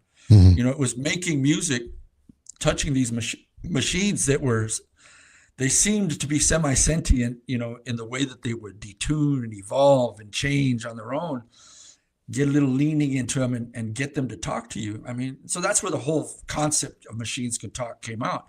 I wanted to set myself up in a situation where I could do this stuff live with these machines, where I could make this music, you know, that was organic, that was cinematic. I mean, the last album, God of Nature, is almost kind of a flip on terms because I'm surrounded by nature. I'm surrounded by the things I can touch and feel and experience. And yet this is electronic music, you know, paying homage to the environment that I'm in, that you know, these machines, this technology can reproduce beauty, can be beautiful.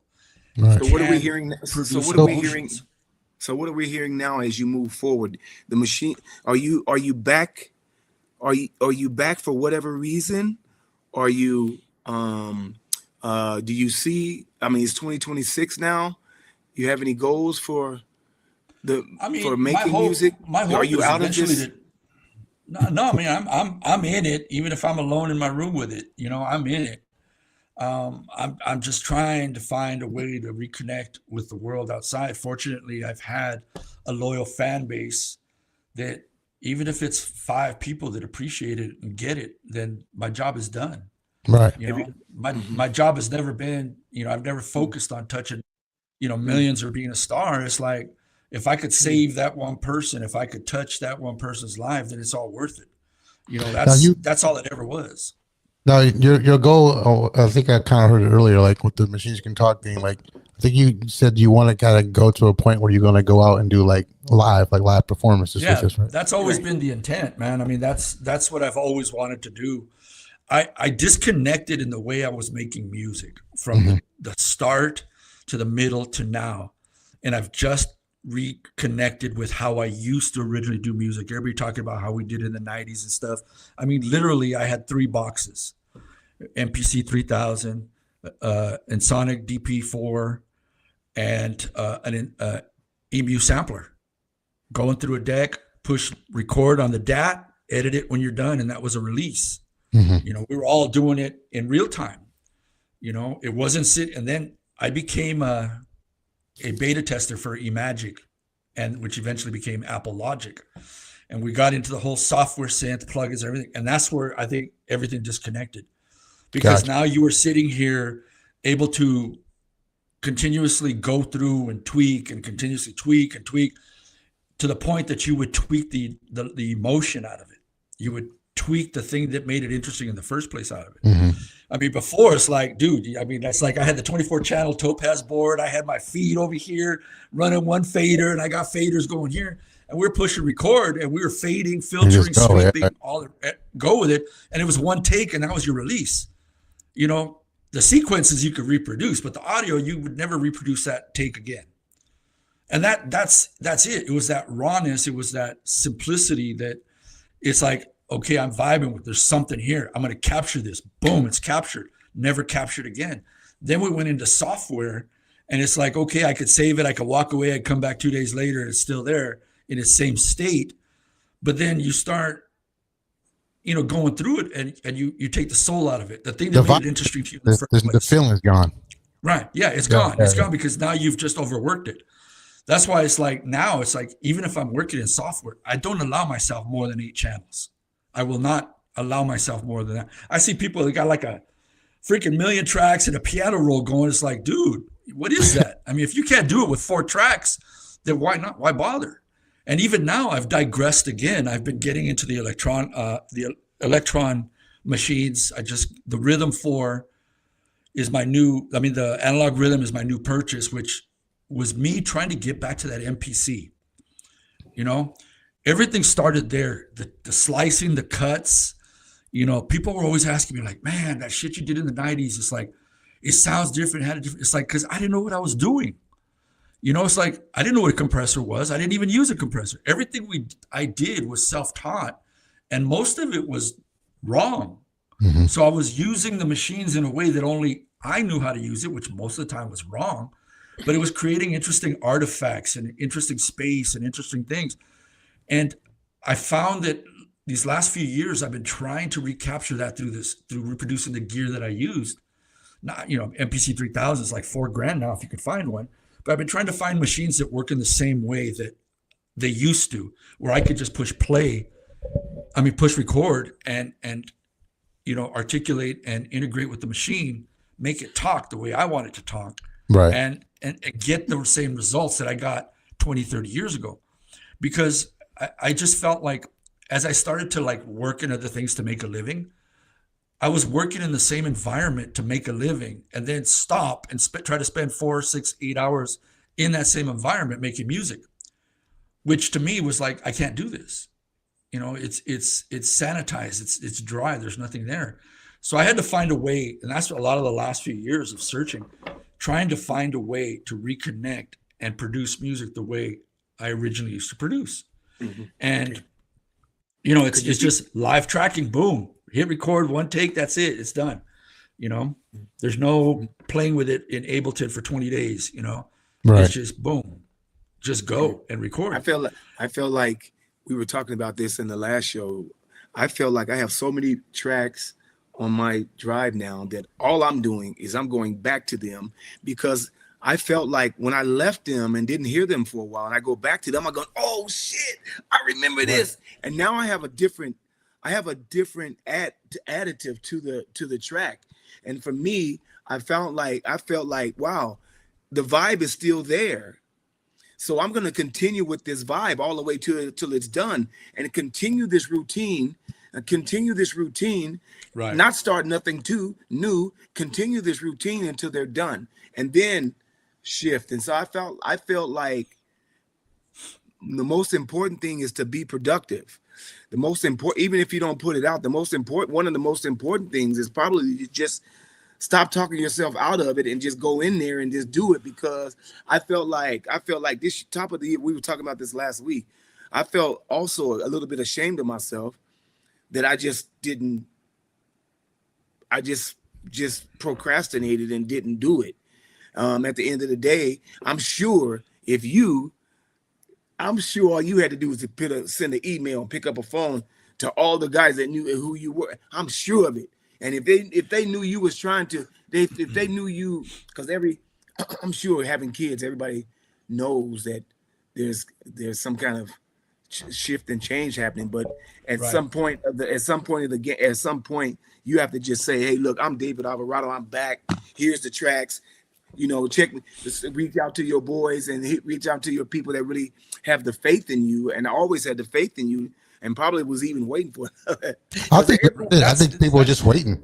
Yeah, That's the thing. It's like nothing like that. It's just like, yeah, all right, we're waiting. You know what I mean? Yeah. So as much as an asshole as I can be, I'm still that kid with no self-confidence. And I think it's funny how I've just been able to share this and express this with my son going through that same journey right now, trying to start making music, is that I never assumed anybody liked anything or would even like my music. I never did. Because I never felt confident it was good enough.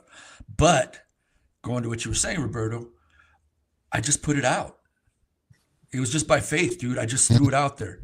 And that's the thing. And that's what I told him. I said, if you're waiting for that perfect thing, it's never going to happen. I mean, they're saying that now.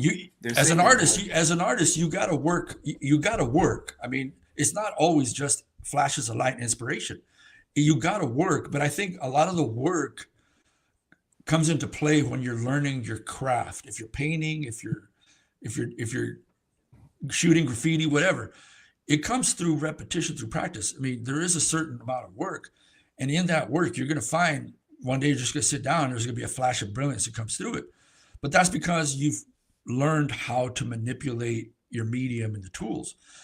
But at the same time, it's like, I've never assumed anybody's going to like anything I do. But like I said, I'm compelled to do it. I have to do it. And it's almost like I just been saying, it's like, it's an act of faith. Mm-hmm. I'm doing this for a purpose. I'm doing this for a purpose. And sometimes, most of the time, I don't even know what that purpose is. Like right now, I really don't know what the purpose is of doing this, because if I looked at it from a financial standpoint, from a professional standpoint, there's nothing right now that even gives me a hint of any reason for me to continue doing this. But yet I'm still doing this. Right. And as like I said, lo and behold, thank you for asking me on here. It gives maybe one or two people an opportunity to see that I'm still here and what I'm doing and how I'm doing it. And if it's one or two people that I'm able to touch, that's all I care about. I'm not, I'm not trying to like go out and revive I mean, somebody just said that to me, an agent, oh, please don't be another one of those, washed up DJ producers trying to revive their career. They literally said that to me when I sent them the album. And I was like, no, listen to the album first. It has nothing to do with dance music. You know, it has nothing to do with, me trying to revive any career. I'm not going from that pretense now. So whatever happens from here, then, like I said, it's out of whatever happens. Why would you have to answer that question? That's Yeah. stupid. Why No, would you have but to that's the thing. Why- That's the mindset of the business, though. Everything, everybody has, oh, well, there's an angle you're doing this. No, I'm doing this because I'm an artist. Okay. I have a voice. Yeah, why do I still post on social media? My son gives me that crap all the time. He tells me I need to shut up because I'm going to get him canceled, when he becomes big. But it's like, no, dude, it's like, why would I be put in this place in this time in history with these opinions, with these thoughts, with these perspectives on what's going on, not just in music, but in the world, and not speak it? I don't know. I mean, that's Right. the problem. That's the problem with this world is you have a lot of artists that have platforms that it's like they're too afraid to say anything or get too political or whatever because, oh, bro, just good vibes. You know what? I appreciate it. There's some artists that I love. They're the most happy, most pro, best vibes, good vibes motherfuckers out there. And at certain times, I need them to temper my vibe. And that's good. They have a place. But you know what? There has to be a time where, like, where's the next underground resistance? Where's the next, Public Enemy? Where's this generation's, voices of people who are ready to say, you know what? Fuck the police, Because what? You're afraid to get canceled. You're afraid to get, deplatformed, demonetized. Then you weren't in it for the right reason in the first place. I mean, you gotta come into this with the perspective of, I'm doing this because I have to do it because it's like air and it's not about the money. And that's why I tell my son, you're doing this because it's like, not because of any potential or future gain. You're doing it because you need to. And that's it as an artist. And I understand, dude, I used to get this all the time from friends. Bro, I'm not an artist. I'm just out here to make some money and get booked. Okay, good. I respect that. At least you're honest. At least yeah. But I can't violate myself because I was at the point, literally, like I told you, where I made the decision between life and death. I'm either going to be dead in the gutter or I'm going to be on my way with some sort of purpose. So it was never about making money. It was never about getting large. Yeah, but you did say you were an artist. All the right benefits came from this, and God put the right people in my path to get me where I needed to be along the way. Where I'm at now, again, it's just another step of faith. I don't know what's going to come from this because there's nothing I can architect right now. Nothing I could do. Literally. Everybody's like, oh, you've been out of it too long. Oh, nobody knows your name. It's like, I don't care. There's still got to be 20 people out there. Somebody told me this. Somebody told me this very important point. There's less days in front of you than is behind you. So think about that. Exactly. And every time I leave the past in the past, and anybody in front of me telling me what you just told me, get out of my way because you don't belong. I'm trying to get over there, and you canceling me for what? I don't have nothing. I have nothing. I have nothing. Do your life. I cancel me for what? You're not going to cancel me because I'm not. I'm here. I'm an artist doing my thing, and I'm an artist, and I know what I think we need more. What we need to be more conscious about is sharing our love for the art and for the music, right, with fellow art lovers out there that actually care. The rest, you're not going to control. You're not going to be in control of what somebody else can dream up. No, I think though there's a misconception of what art is or what art should be. I mean, could be. It could be. I mean, that's art a whole nother story. That's a whole nother. And I always bring this up. It's like art is pointless if it doesn't speak to the human condition. All good art connects with the human condition through either pain, through love, through beauty, through fear, through anger. Art should evoke and invoke, feelings, emotion. And it should move you. It should drive you. And that's the thing. I think a lot of people they don't understand that, realize that, and more so than ever. That's why a lot of people say, "Oh, electronic music is bullshit. Oh, the DJ scene, is dying." Yeah, but on the other side, Dave. But on the other side of that, Dave, it's because it's not connecting. It's not connecting with people. I mean, it's like, at some point, dude, everybody, you know, we all had our pop phase that we loved that bubblegum shit, you know, when we were kids or whatever. But you grow out of that. You need some meat. You need some sustenance. And that's the thing. It's like, I always used to say, you know, people always say, oh, those DJs, they're you know, they're ruining the scene. It's like, I don't care. They have nothing to do with me. If they're introducing people into electronic music at some point or another, these people are going to want to search for more. They're going to need more depth. They're going to need meat. They're going to get past this candy stage.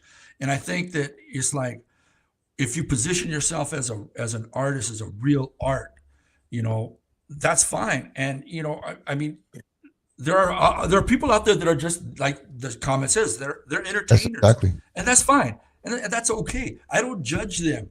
If that's the most they can go for, that's fine. But me, with a calling as an artist, if I'm sitting here, I went through this, and I'm only saying this, I'm repenting and I'm confessing it out loud before the world. I went through this point where it's like, I tempered who I was.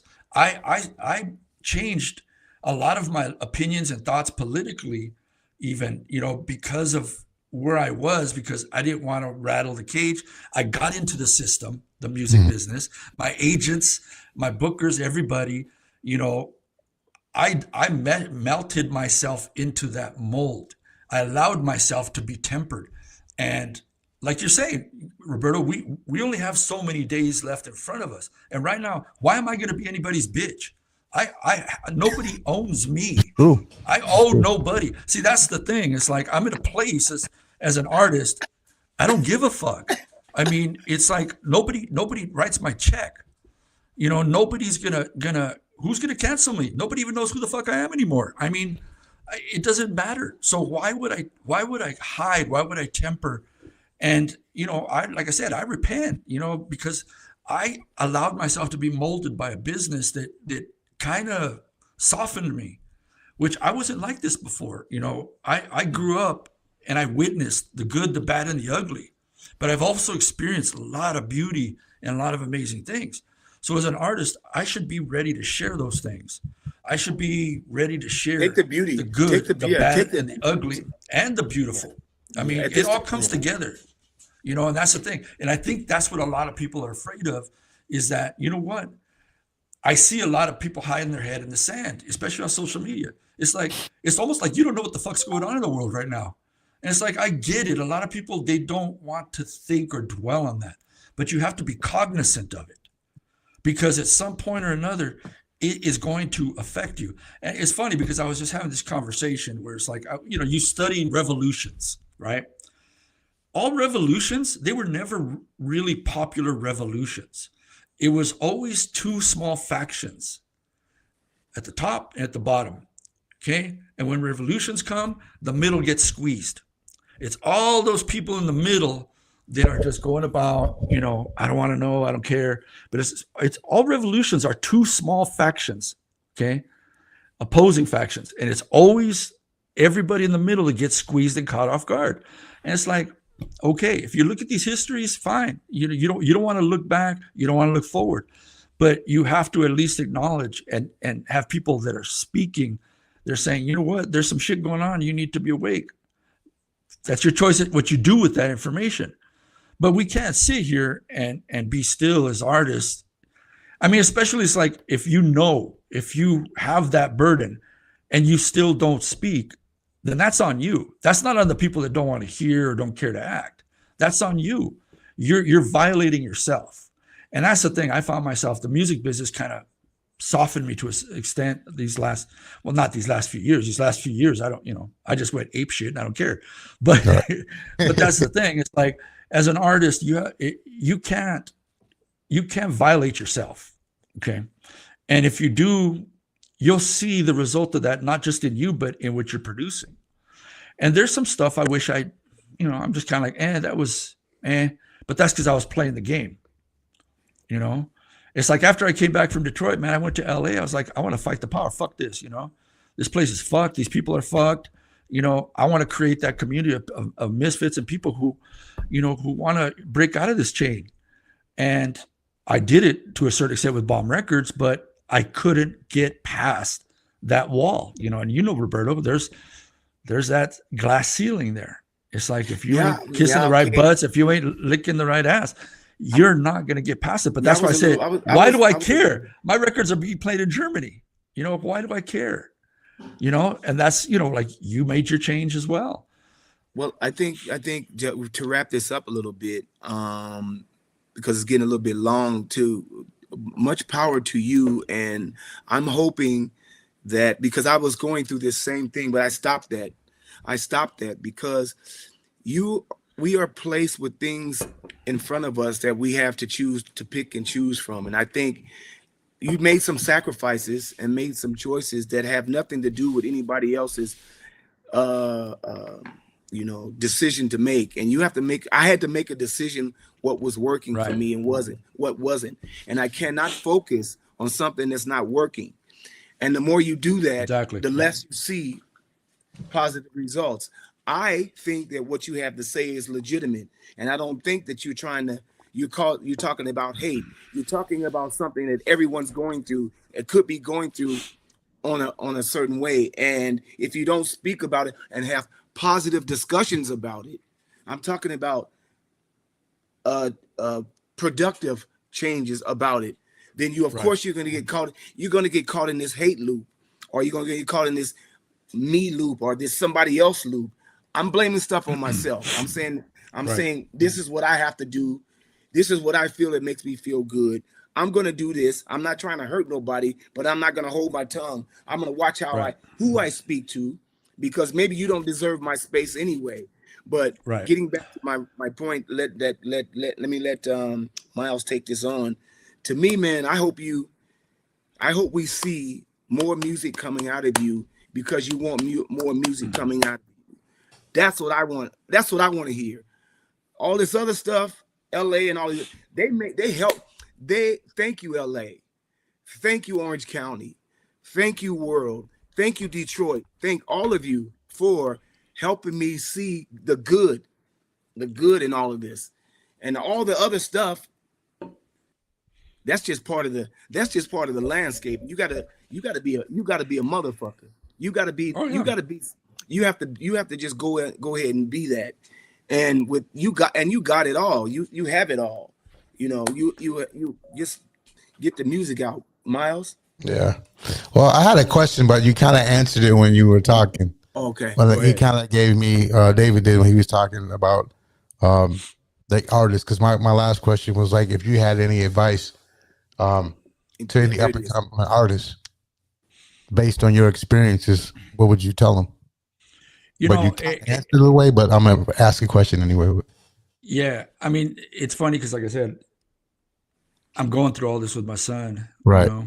And the more you realize that what you thought was for you is really for others, you know, like now I get to pass that on, you know, to my boys, to my kids, you know. And as an artist, you know, initially, you know, you look as yourself selfishly. I always tell people, you know, as an artist that, you know, David Alvarado is a fascist regime. You know, this isn't a diplomacy. You know, I do whatever the hell I want, and I do it when I want, and I don't care what anybody says. That's art. Mm-hmm. You're putting your heart, your soul, and everything out there for the world to see. You're exposing yourself. And like I tell my son, I don't care what anybody thinks, whether they like it or not, because it's not it has to be put out there. And if you hold on and you wait for that perfect moment or that perfect track or that perfect release, you're never gonna put it out. People also want to see that progression in you. You know, there's stuff I go back, man, and I was like, wow, I cringe at some of my old stuff.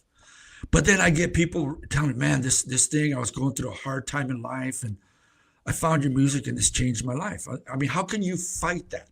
Right. So it's like as an artist, you want to create perfection. You want to create something complete, but sometimes you just have to put it out and just be willing to, like, you know what? This is me. This is everything. This is it, the good, the bad, and ugly. And it's like, because you don't know how that's going to resonate or connect with somebody in that present state. And as an artist, you also want to show progression. You know, people respect this, like, man, this guy grew, this guy evolved, this guy learned. And I think that's a lot of the problem with today. Everything is being presented polished, you know, it's done, it's perfect, and it's like it's too perfect. I mean, I could go back and I could hear shit in my records. I know what I was doing and when I did that, what I was thinking. And I'm sitting there, it's like, oh shit, that line distorted. I didn't know how to use compressor, this and that. And it's like, but it worked. Even though it was wrong, it worked. And it created, I think, you know, D would say something about the warmth, you know, in my music initially. It's like, there's a lot of stuff that just happened because I didn't know what I was doing, but I was willing to take the risk and put it out there. And in that sense, that warmth was art. It was art. Yeah, and that's the thing. It's like you look at artists who created things that they didn't do it the right way, or they didn't know what they were doing. I mean, the Impressionist artist, was it Monet or Manet? One of them that was partially blind. Right. Now you understand why his paintings look the way they did. Right. It was a flaw he had. There's flaws that I have that it's like, I'm still making those mistakes, but they're still coming out in an interesting way. So I think as an artist, this is what I tell people all the time. Right now, you don't be afraid to experiment.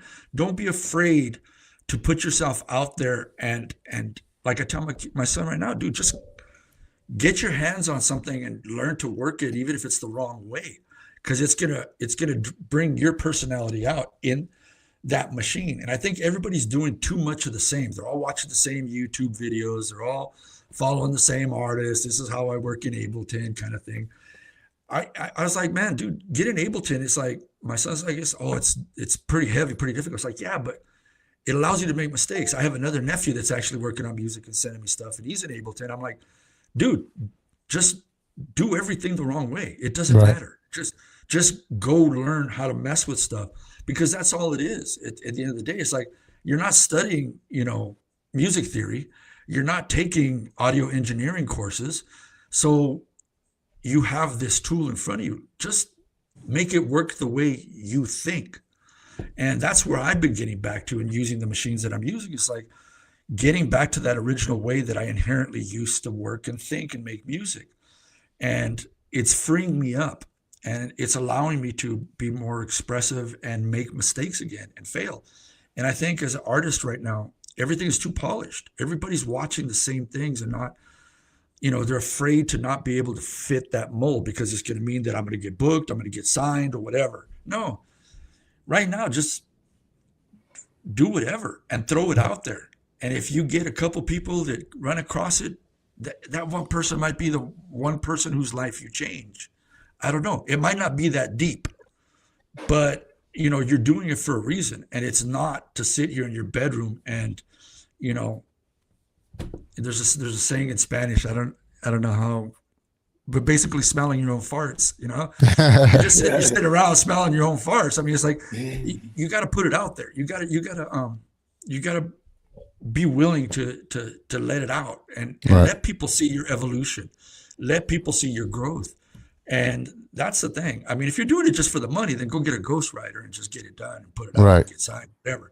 But if you're trying to make art, if you're an artist, or you consider yourself an artist, then you know what? Be willing to fail and let people see, you know. I mean, and I hope those technology is going to evolve, man. True. It's just those artists that heard you just now.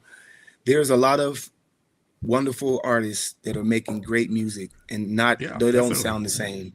So we're not that wasn't addressed to you. So just to get that clear. Yeah, definitely. No, there's, like I said, there's a lot of good music all across the board. I don't judge, man. It's like, as I tell my son, it's not a competition. You know, every one of us is gonna do things differently and produce something different. It's not a competition. It's like, art is subjective. You know, it's not universal. If you only got 20 people on this planet that love what you do, then that's 20 people. Who cares? It's not a competition. You're not fighting or racing with anybody. And I think that's what's frustrated me about the booking game, because it is a competition. You know, agents are just like, what's the menu this month? You know, what can I sell? You know, and that's the thing. There's not a lot of agents and bookers and promoters and everybody who are willing to put their neck out and say, you know what, that's an artist. I gotta present this to my clientele. No, it's a it's a chump's game right now. The whole booking and promotion thing. It's just, it's going for quick and easy, because you know what? Those are the mentality of the people that think there's a limit to this and it's going to end. It's like, dude, I've been around forever and it still ain't ended. It's come around in cycles. It's come around multiple times. I've not reached out to this music world. The music world reaches out to me. And you have these promoters and these booking agents and people who are like, you know, I got to do this because it's finite. I got to book these guys and make as much as I can right now because the party might be over soon. Dude, that party's been going on. The funny thing I gotta add and finish with, when I started going to those undergrounds in LA, those parties, those renegade parties in LA and East LA, it's funny because my mom was like, where the hell were you at all night? I told her. She's like, oh, wow, we used to go hear bands at those same, you know, laborers halls and the Masonic Hall and this back in the 60s. Right. So it's like, it's just a progression of what my mom and, you know, they were doing in the 50s and 60s. You know, you look at everything that we've done, nothing is unique. This whole underground, you know, Afro house, tribal techno, hard techno, whatever it is, it's just a repetition that's been going on. There's nothing new. So the mindset of any agent, promoter, or booker who's sitting here, I got to sell this menu, man, because it's like, it's going to expire like old fish. No, man, it's just the artists, the real people that are really contributing to the history, to the music, to the art. We don't see it that way. I'm here because, like Roberto said, I only got so many days left on this planet. And I'm not going to be anybody's bitch. I'm going to say what I was put here to say at this time and do what I was put here to do at this time. So anybody who has that mindset, dude, I'm going to tell you as an artist, if it's a label, if a booker, promoter, run away. Because all they're going to do is they're going to use you until they can't use you anymore. And your life is twisted, or your body is wrecked, or your mindset is wrecked. Look for the people who believe in you as an artist and not as a menu item that has an expiration date. You know, I ran across agents like that, and I dealt with agents like that. That's one of the reasons why I you know, just ducked out, because it's like they were using me. They were abusing my body and my mind for their gain. And it's like, if you're an artist, man, focus on what you do, and it'll keep coming around to you no matter what. Life is long. All right. Give it up for Mr. David Alvarado. Thank you, guys. I appreciate it. Dope interview. Like, thank you for actually doing it and agreeing to do it. Oh, man, I appreciate it. For sure. So while we end this, tell the people where they can find you. You can find me on Instagram, David Alvarado on Instagram. I'm on Facebook. I don't know if anybody's even on there anymore. I mean, usually, David Alvarado official. You can find my personal. I'm open, man. You can find all my stuff on Bandcamp right now. I've just set up a new label called Ruya Sound, which is available on all digital platforms. But you know, honestly, I think I'm heading back to vinyl, and I'm actually gonna do some cassette tapes. You know, yes. I want to get back to physical medium. So you can find me on Bandcamp, David Alvarado Bandcamp. Bomb Records is on Bandcamp, and the new Ruya Sound label and Machines Can Talk is on Bandcamp. There's also that new platform, Subvert, which is going to be the alternative to Bandcamp. We all know that, you know, that all the VCs, the venture capitalists, are taking over the music space. So Subvert is actually an interesting artist-owned kind of a version or alternative for artists and labels to get 100% of their money for their work. So that's Subvert, if you want to look into that. But that's going to be an interesting opportunity for us as artists and labels to retain our rightful. I mean, Bandcamp's been good, but I mean, you know, they all keep going over to venture capitalists. So Bandcamp, and then eventually start looking for us on Subvert. Cool. If you want to book me, reach out, man. There you go. For sure. Thank you, Roberto. I want to say thank you to you, especially, man, for joining in on this conversation. I know you want to do it. Good to see you again. Yeah, man. Yeah, like it was nice. Yeah, I guys actually know each other, so. Yeah, I definitely wanted to be a part of this, and it's nice to see, nice to hear you, man, and all the best, man. Really. Thank you. You guys as well. Sure. Yeah, for sure. Keep me in the loop. For sure. You keep us in the loop. Right. Both. Right? What you've seen and heard today, please like, share, subscribe to the channel, hit that notification bell. Helps us get out there so people know we're out here doing this stuff. We're also available on Apple Podcasts, Spotify, iHeartRadio, and Amazon Music. You can also follow us on Instagram at MS Live with D-KNOX. That is at MS Live with D-KNOX on Instagram. On X, formerly known as Twitter, at Myles Sergé. Email that guy at the bottom corner down there, Roberto. He takes the emails. mslivewithdknox@gmail.com. That's mslivewithdknox@gmail.com. You can also support us by hitting that or scanning that QR code. If you want to donate to the cause, that's great. If not, that's great too. But if you want to, it's right there. Or you can also hit us at PayPal at mslivewithdknox@gmail.com. Me and D also DJ. So if you want to hit us up, you can hit me for at position2bookings@gmail.com. And Donnell is through Stellar Booking at stellarbooking.com. We also support my homegirl, who's actually, I'll talk to you later. She actually met you when you met Richie, my friend Mo. We just talked about David today. She's like, yeah, I met him. He's a cool guy. So anyway, she has a soap company called Lincoln Street Soap. If you use the promo code SOCODE in the D, she's in Dearborn, and it is cold as hell here. So if you go there and get some soap, you can stay clean. Hit that code SOCODE in the D for 25% off. That is www.lincolnstreetsoap.com.